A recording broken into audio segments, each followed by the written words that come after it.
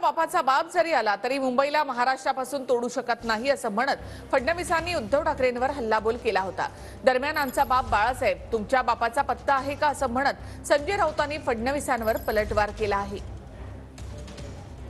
मुंबईला महाराष्ट्रापासून तोडण्याचं षडयंत्र सुरू झालेलं आहे। मुंबईला महाराष्ट्रापासून कोणाच्या बापाचा बाप आला तरी तोडू शकत नाही।